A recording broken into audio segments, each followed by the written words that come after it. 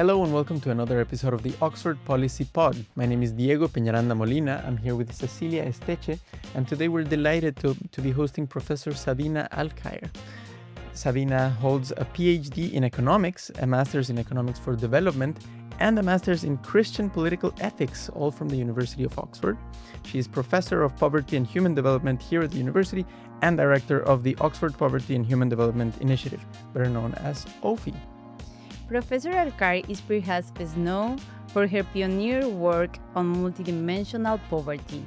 Alongside Professor Jane Foster, she developed the Alkire-Foster method, which became the basis for the Multidimensional Poverty Index, a tool which is now used around the world to better understand poverty beyond income and to inform public policy. Her work has influenced governments, international organizations, and researchers across the globe. Professor Alkire, thank you for joining us and welcome to the Oxford Policy Podcast. Thank you so much. It's really good to be here. So we would love to start from the beginning. Economics can take people in many different directions. Was there a particular experience, moment, or question early on that pushed you towards development and poverty research? I think it was curiosity. I had the opportunity when I was an undergraduate to travel a little bit in Chiapas and Oaxaca in Mexico, in Guatemala, and I was going off, I thought, into studying medicine, and that didn't prove possible. But having had some interchanges and observing the conditions, one recognizes that some of the medical conditions impoverished communities and people face are also the consequence of poor development. So it meant that I wanted to enter into this area. Mm-hmm. And as I mentioned when I was talking about your bio, alongside economics, you also studied ethics and theology. How did these different intellectual traditions shape the way you understand poverty now? So I think because it was really in experiences of communities that were my teachers initially, one observed that they had a material state of poverty, but they also had a richness and a maturity in these particular cases in other facets of life that were more in terms of relationships and the spiritual life. And that was quite interesting. And one didn't want material development to undermine those. So there was an interest from my part in how to confront the negative, the cruel and very heavy burdens of poverty, while appreciating and indeed learning from some of the very developed qualities that some communities and individuals have. Mm-hmm. And for me, having a theological approach that sort of appreciated that there are different domains of well-being and we are not all necessarily equally balanced between them was one framework that both had a moral emphasis to look at the poorest and also a recognition of these non-material aspects of life. Do you think that view complemented or was it rather different than the traditional economic view of poverty that we had before? I think it was quite different. I did the MPhil in Christian political ethics. I was looking at the World Bank's work on poverty, how it returned to a focus on poverty in the early 1990s, and contrasting it with the Catholic social teachings at that point of the Catholic Church. Not being Catholic, but they are a very organized and useful set of teachings. Mm-hmm. And you recognized that the material aspects of poverty were shared by both, but aspects of amenity, harmony with relationships, and also the environment and things like prayer, psychological well-being were more evident in the theological treatments of poverty and well-being. Wow. Okay, thank you. And of course, this comes after decades of poverty being mainly understood as something related to income or perhaps consumption, especially in economics. And I think your work, especially through the Alkire-Foster method that Cecilia mentioned, helped shift the conversation a bit to a broader understanding of poverty. So I'm going to ask you something that you've already explained hundreds of times, but for the people listening who might not know this, can you briefly explain what the Multidimensional Poverty Index is and how it works? So from very early on, Amartya Sen's work became very interesting to me because as an economist, he was looking at non-monetary aspects of welfare, observing how information on these can be legitimately used by economists, how normative judgments are not an embarrassment, and how there are trade-offs that really require value judgments to arbitrate them, but that are important as we think about optimizing well-being in societies or welfare or capabilities in his term. So one observation that he also had was that the flip side of that is disadvantage, and that poor people's lives are battered and diminished in many different ways at the same time. So they could be undernourished, they could lack jobs, they could lack education, have a ramshackle house, be insecure, and that these conditions often overlap and strike their lives, making it much more complicated to extricate from poverty and even to take advantage of different programs that might address different individual deprivations. And it's a much more variegated picture than monetary poverty alone would suggest. So a multidimensional approach to poverty tries to take those seriously. It can't look at everything, but it chooses a set of deprivations that seem to be important in a context, and then identifies each household as deprived or non-deprived in each indicator. And if they are deprived in a critical mass at the same time of weighted indicators, they're identified as poor. And then we can look at the percentage of people who are poor, just like we can look at the percentage of people who are monetary poor. We can look at the percentage who are multidimensionally poor. But beyond that, we can look at how they are poor. We can look at the intensity, the overall load. It's worse if you're deprived in 90% of things than in 45%. And you can look at where they live and how their deprivations are the same or different from their neighbors.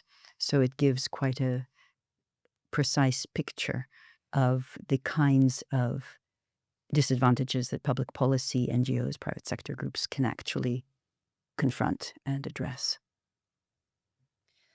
So that's a really helpful explanation and insightful. So one thing that immediately comes to mind is how these different dimensions that you mentioned are actually chosen.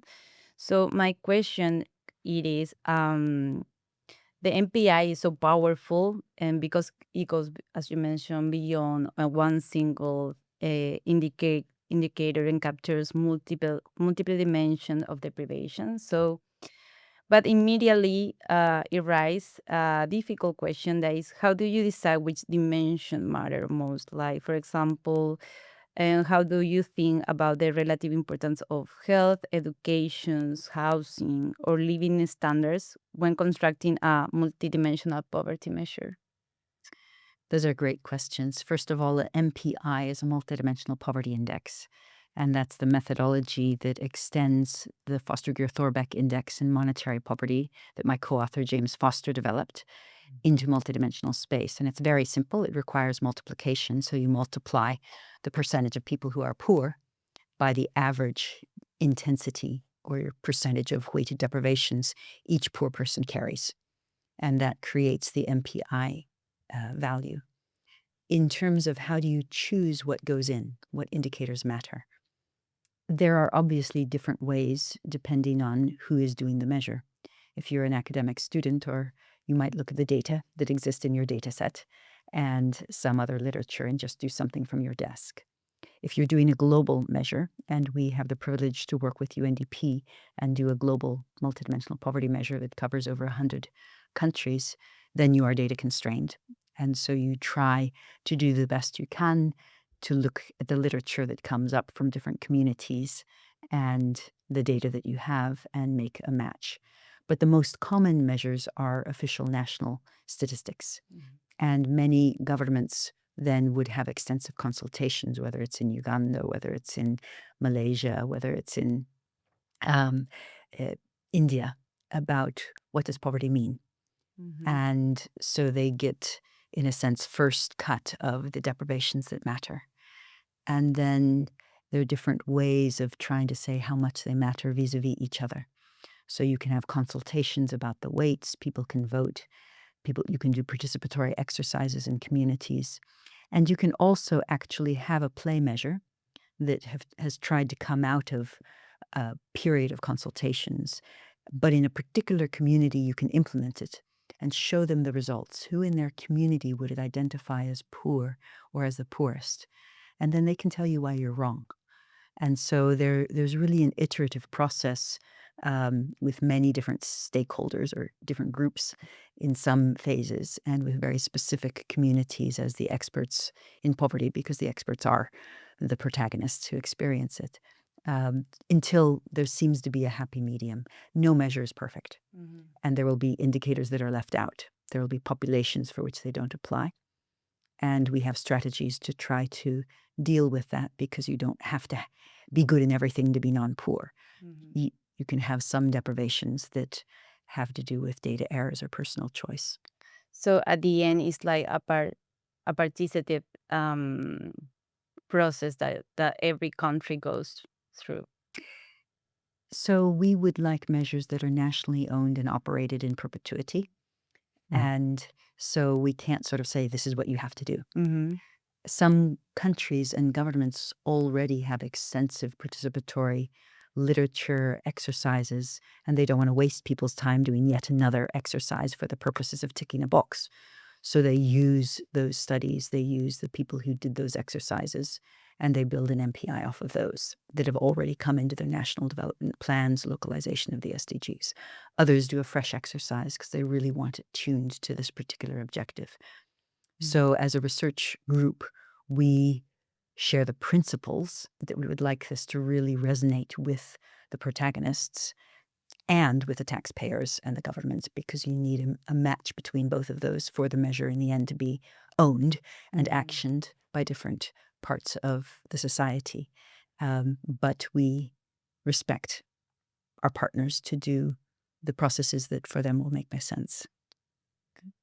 And now you mentioned the global the global MPI, which provides this internationally comparable framework. But you're also mentioning that some countries or even communities have their own tailored versions of multidimensional indices. How do you think about this trade-off between more comparable but less specific, or something that is very, very tailored for a specific group? Yeah. I guess I don't think of it as a trade-off precisely, but sort of as friends. It's very familiar in monetary space. So the World Bank puts out the $3 a day, $4.20 a day, $8.30 a day measures, and they use those to compare all the countries. But national governments have their own national monetary poverty measures, and that's what they design, estimate, and use for policy. And both of these are in the Sustainable Development Goals, which is a framework of valuable objectives related to ending poverty. And so we know that when you want to look internally, you really need your own data that you disaggregate, that you look very closely at different populations, and you know how it works. But then somebody says, how are we doing in terms of reducing poverty? Has our neighbor done it faster? And you don't know, because it's just nationally specific. So then you step over into a World Bank measure, you look at your neighbor, you look at yourself, and you see how you're doing. And so I think for different purposes, the different measures are good. And it's also good to know, do they all go in the same direction or not? So the Global Multidimensional Poverty Index measures acute poverty across 3 dimensions and 10 indicators. This year we cover 109 countries and 6.3 billion people. And we, with UNDP, have co-published this since 2010, always for over 100 countries. And so it is as comparable as we can make it. And there's documentation about every single data set. So if you want to see any incomparabilities, you know exactly what they are. And our do files are online, and it's highly disaggregated in ways that are not as easily feasible for monetary measures. So by gender of the household head, age, subnational region, rural urban areas, some years by disability status, ethnicity and race, etc. So that's a comparable measure, and it goes from 0% in Serbia to 85% in Chad. So it really has a range of particularly different experiences across countries. but then the national MPIs, which now are available for around 56 countries and 4 billion people, with 5 pilots and over 20 in progress. You can't compare those. And some national cultures want to have a high number for poverty. Some want to have a low number for poverty. Of course, you want it to be accurate for poverty. But these will have different standards of education. Some will have work, some won't. Some will have security, some won't, or environmental deprivations. So the indicators, dimensions, and weights vary between countries. And Yeah. I'd like, sorry, to follow up on the 0% in Serbia. I didn't know that. What are there a lot of countries that have 0%, or is it just Serbia? What did they do right to get there? It's a good question. There are 5, I believe, at the moment, and there are 55 countries that have less than 10% of their population in poverty. We launched in 2010, so in 2009 and early 2010, we were busy bees computing. And my team then one day came to me and said, Sabina, we're bored. We've spent 3 days doing this data set and nobody's poor. And that had happened to a couple countries, and so they were complaining. But we talked about it in a seminar in our department, and Robin Cohen at that point said, it's so important to show you can get to 0. You can eradicate. And not only that, you can keep poverty at 0 for a number of years. And so we don't kick countries out when they get to 0. We keep them in as a beacon of hope, in a sense, to the others. That's really interesting. So my question, because I have worked in measuring the GDP, it is about the challenge that we have as policymakers. That how do we convince stakeholders and practitioners, and perhaps even the broader public, that what matters most in people's lives cannot always be captured by GDP alone, and mostly for all the indexes and things that we discuss. That's a very good question. But it's actually quite an easy question when you work on poverty. So clearly, the population of low-income countries very happily has gone down. But across the 109 countries we cover this year, 64.5% of the poor people, nearly 2/3 of the poor people, live in middle-income countries, not low-income countries. And people would think that they all live in low-income countries. It is true that the level of poverty is much higher in low-income countries, but it's not true that that's where most of the poor people live. Furthermore, you can look at countries that have the same GDP per capita and very different levels of multidimensional poverty. So there are upper middle income countries where over 40% of people are poor. And there are lower middle income countries where it's vanishingly small. And so you look at the mismatches within an income category, or actually within a band, because it's quite generous, where the GDP per capita is quite similar. And then you can see that some countries really have been able to contain acute poverty and others really haven't. And so that gives encouragement to the ones that haven't, that they could, I think, is the best way to interpret that. I know before the Kyrgyz Republic moved to becoming a middle-income country, it was a low-income country. And at that time, 5% of people were poor. And so that was, again, very encouraging to other low-income countries that had much higher levels of poverty. Okay. So, okay, let's move to another question about your work. So I would like to understand the story behind the OPHI and the MPI a little better. Like, which came first, the idea of creating the OPHI or the idea of developing the new way to measure poverty? Like, So we launched OPHI in May 31st, June 1st of 2007. And that was the first time we presented publicly, James Foster and I, our methodology. We obtained a grant when I was in a different university to start a research center. I wanted to work on Amartya Sen's work. And I wanted to start a center that really tried to take his work to a different level. And I didn't know what that meant. So very kindly, the International Development Research Center of Canada gave us some starting funding, and Canadian CEDA then came in. And we had a workshop, and we sort of said to our colleagues, what should we do? And one thing was more and better data. It was recognized that poor people speak about humiliation. They speak about violence. They speak about the quality of work, about work that's dangerous and oppressive, underpaid, and that most of the surveys that measure poverty don't look at that. And so we wanted better measures of empowerment and of these other missing dimensions of poverty. But we also recognized that Amartya Sen had been saying for a long time that poverty was multidimensional. And one very beloved late economist in this university is Sir Tony Atkinson. And he kindly agreed to be an advisor to our center.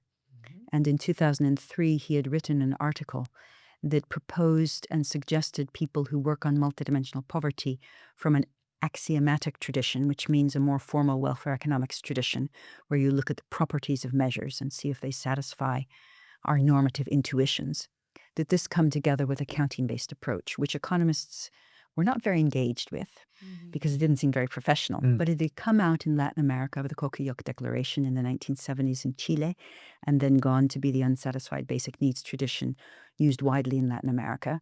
And in Europe, under René Lenoir, it came out of sort of the social indicators tradition. And he thought that putting these two together, the methodology of a counting-based approach and then the principles of an axiomatic approach, would be a good way forward. At the same time, and this is where personal interactions are amazing, I was doing in my previous university work in empowerment in Thiruvananthapuram and Thrissur in Kerala.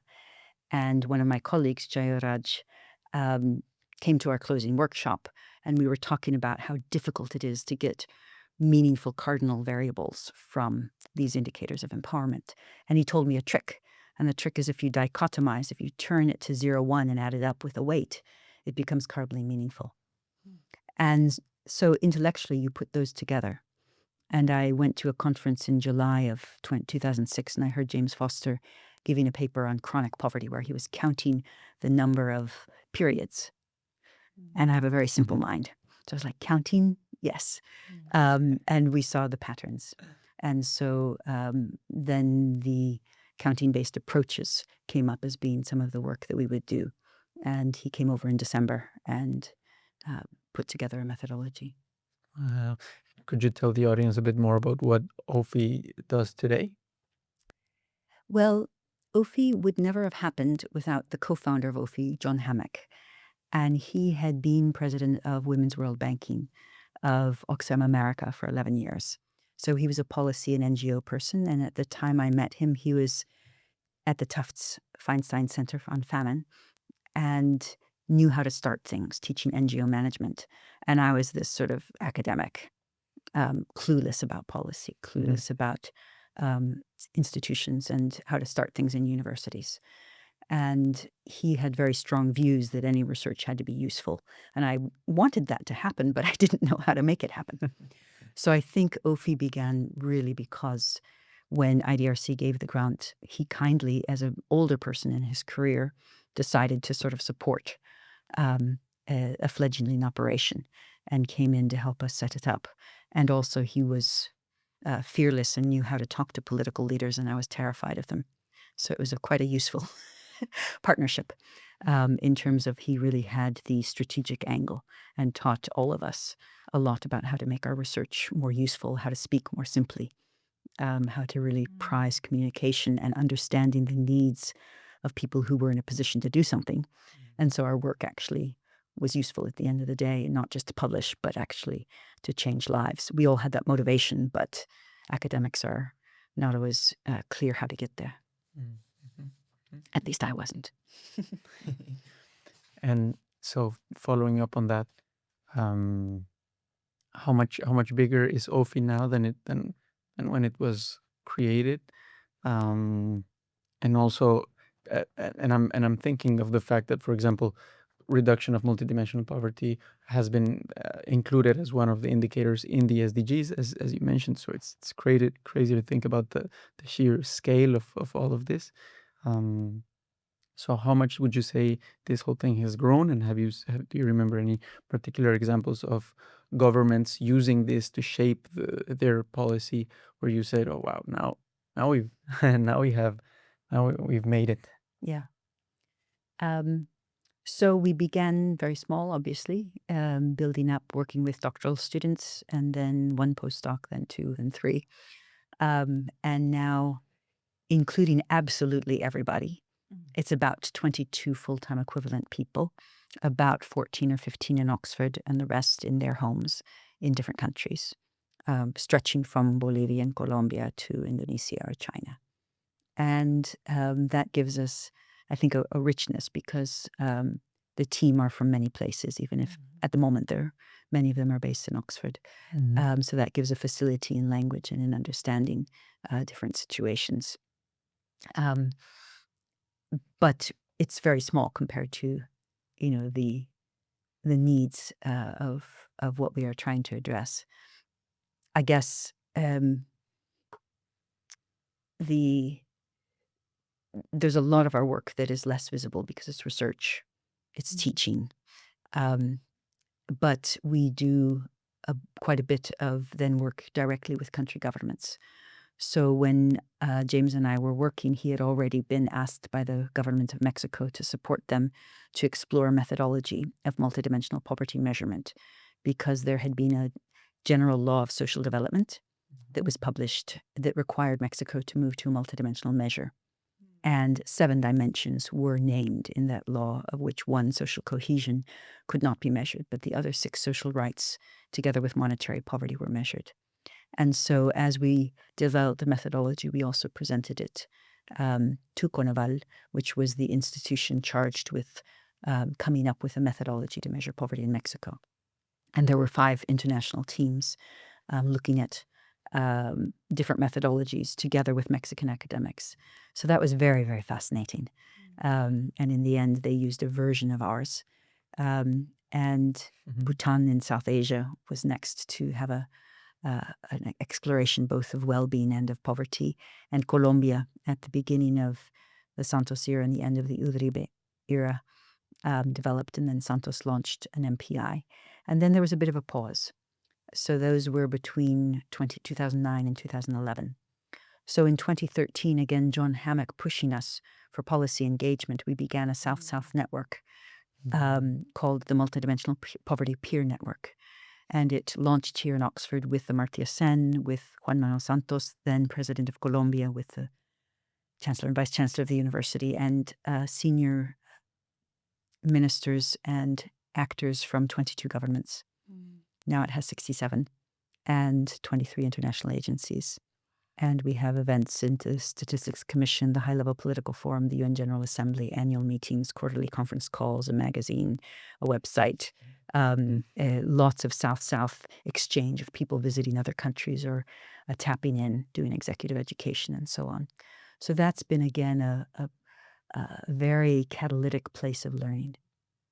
And with that engagement, not just of statisticians, but of policy actors, there has been then an acceleration of the development and the use of MPIs for budgeting, for targeting poor areas of the country, targeting poor households, creating management systems and policy coordination, obviously monitoring and evaluating.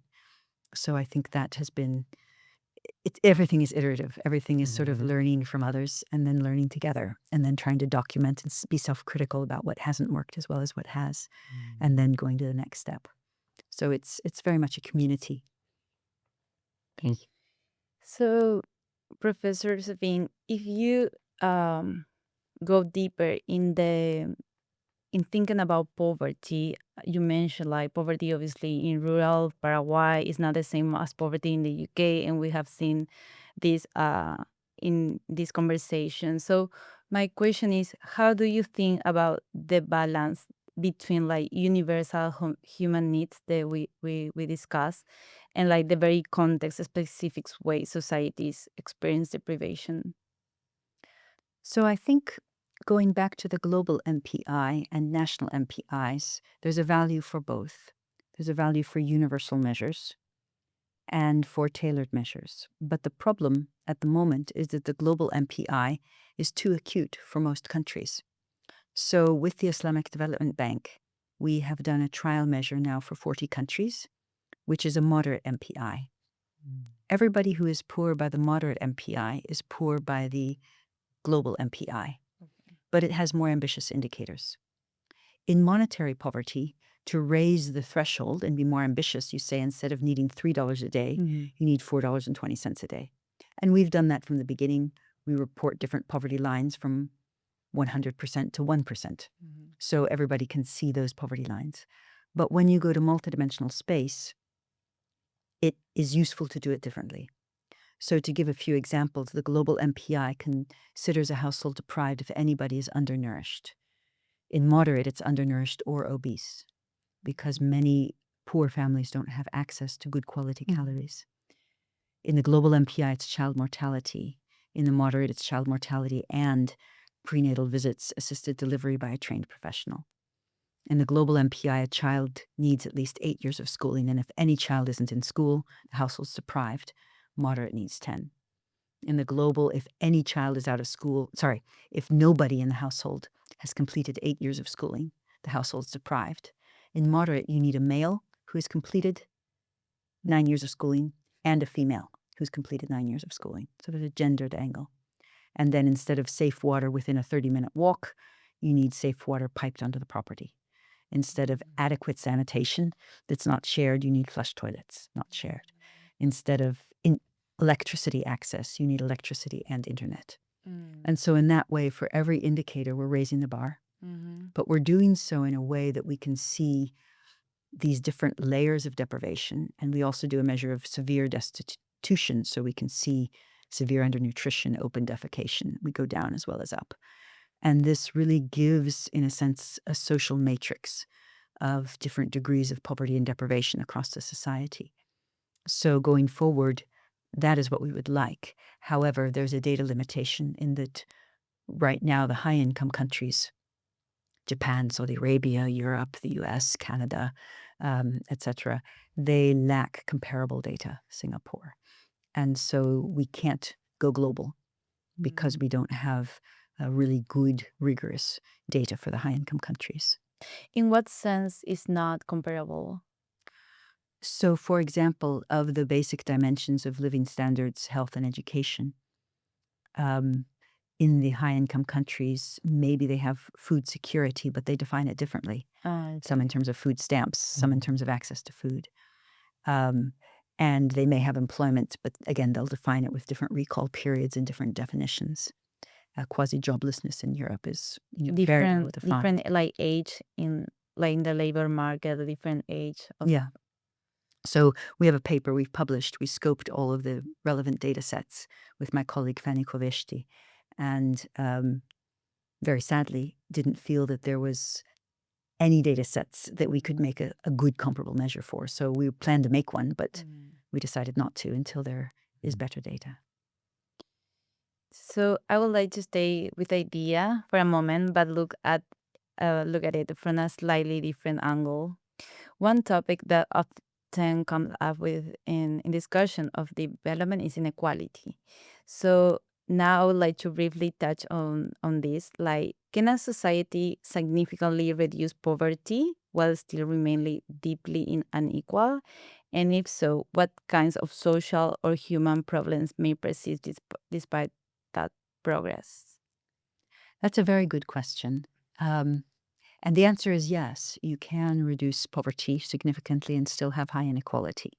And countries do, and we have not, at a descriptive level, seen an automatic association between the trends in inequality and the trends in multidimensional poverty using the global MPI. And certain countries have done studies nationally. What problems can come up? Well, first of all, I would like to track poverty as well as inequality, because the other problem is that inequality can come down, but poverty doesn't. And because poverty is really an absolute condition that casts a long shadow over the life of everybody, including children, it seems to me essential to really focus on poverty within each generation and try to make sure that it is contained. A lot of the discourse now has gone to inequality, and countries feel it's more sophisticated to talk of inequality than poverty. Poverty is embarrassing and old-fashioned. But I think actually we have to keep that visible and respectable. We have to move from making poverty something that sparks dread to something that sparks dynamism and a can-do attitude. We can get this down and keep it down. So that's part of our work in OPHI, is to try to create incentives and narratives and peer groups that support that approach. That being said, what we do know is that where there is, the high levels of inequality, that may spark different types of unrest, that may spark an inability, depending how the inequality is structured, for the public sector to sustain activities that would not only address poverty, but the lower middle class and the lower echelons of that society, defined multidimensionally or in monetary terms. And so I think it's important to look at both.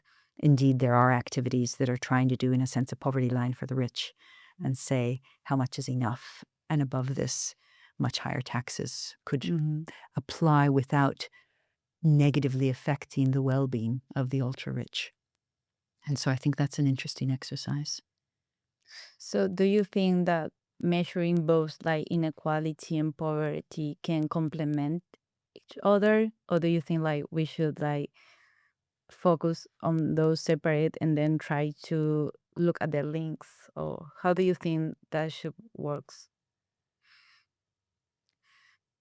I think it will really be context specific, and it'll depend both on the public appetite and the organs of state, because often inequality has to do a lot with taxation, indebtedness, and really governmental policies.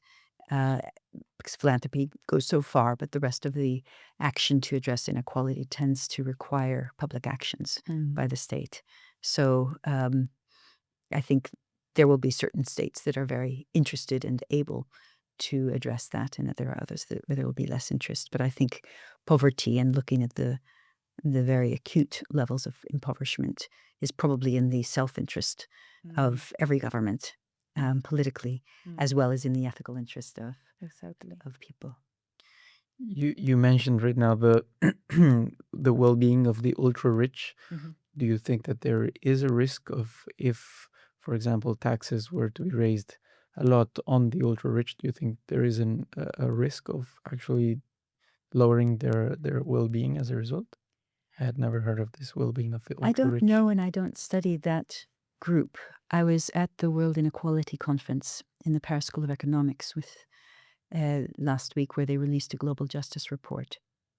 And there were some interesting studies of that group of people, indicating that one of the challenges is that people don't know if they are with them because of love or of money.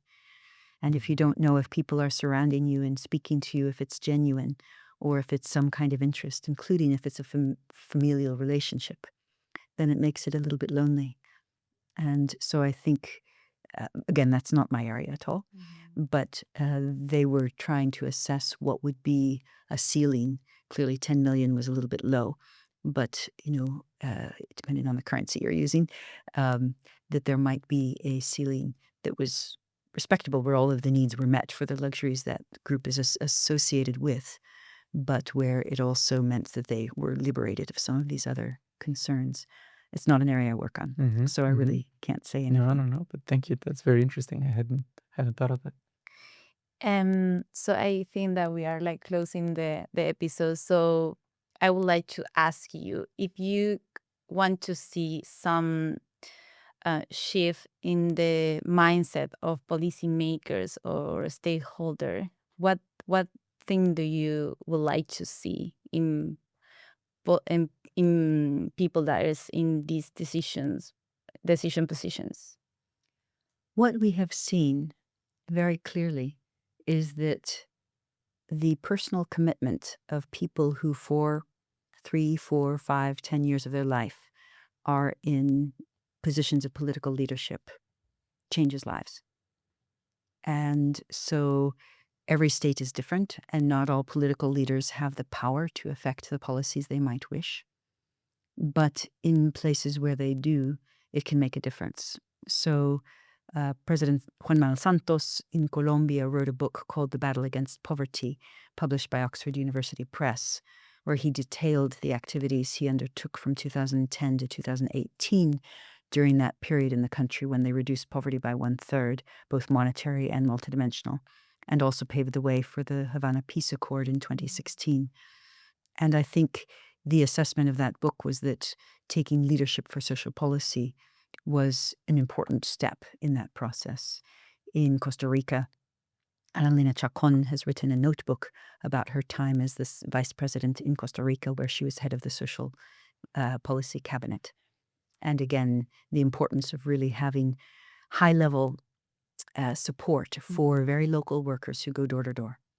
And are the ones that actually identify the impoverished households and connect them to the universal or targeted services for which they are eligible. But having that visibility and that strength certainly accelerates progress. And we've seen that in many countries in different regions of the world. So I think that is requires a kind of permission. So I mentioned we are privileged to be the secretariat of a South-South network. And one purpose of that network is to remind people who are currently in positions of political leadership the possibility to use their office to end poverty. Many people went into politics wanting to do something good for their country with ethical motivations. And then they were told, you're naive, you're never going to get elected. It's not that kind of a world. And they didn't want to be embarrassed. But having a forum in which their peers and even their seniors speak unabashedly, unashamedly, and proudly about ways of reducing poverty and the positive value of doing so, and where there are also international affirmations of their leadership. I think that's important to change the dynamic, as I said, from dread to dynamism. And that's something that we are trying to do as OPHI. And I think it is also working with the little people. So we tell lots of stories when we give courses about people who their first job after being a student then became the point person for the national MPI alongside their prime minister. About somebody who was minister and then became elected, but was minister when they developed their MPI. We have different stories where little people have made a big difference.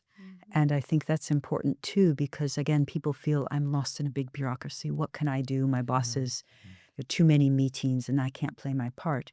But if we can single out what somebody very creatively figured out they could do from where they were sitting and did, then they can inspire other people to say, what can I do from where I sit? And I think that is the soft work alongside the academic work, the measurement work, and the rigorous technical work of policy design. I think that work of encouraging and storytelling and, in a sense, just trying to show how change happens in very different settings. Sometimes it's little people. Sometimes there's a very strong minister, vice minister, director general, but in different contexts, these people really make a difference. So I think that people story is important. It's not something I studied. I sort of learned on the fly. Other people have much better academic ways of articulating and expressing it. But I think what we have seen is that where people take their responsibility and post of office seriously, they often do nudge things forward. I'd like to briefly touch on the Colombian poverty reduction. I think during that time, a lot of Latin American countries were doing well, and I wanted to ask a bit about my country. I'm from Bolivia, and since the beginning of the 2000s, we've also had amazing progress in reducing poverty, both monetary and multidimensional. But the recent economic crisis has raised concerns that a lot of the families or households that had escaped poverty are now immensely vulnerable to going back. So how can we make sure that doesn't happen? How can governments make sure that those poverty reductions endure future economic shocks? Right. And I think that's a new generation of literature, which you could call an early warning system or preventing the relapse into poverty. but it is coming up a lot, given that we know we will, in the foreseeable future, have climate crises, have job turbulence in the job markets. We will have political turbulence and different macroeconomic currents. And given that we need, as people who work on poverty, not to stop and think our work is done when poverty goes down. Mhm. And what that means is figuring out whether it's migration, whether it's a disaster, a cyclone, a flood, a fire, a drought, or a political current or job loss. How do you develop early warning systems to figure out who's going to fall into poverty?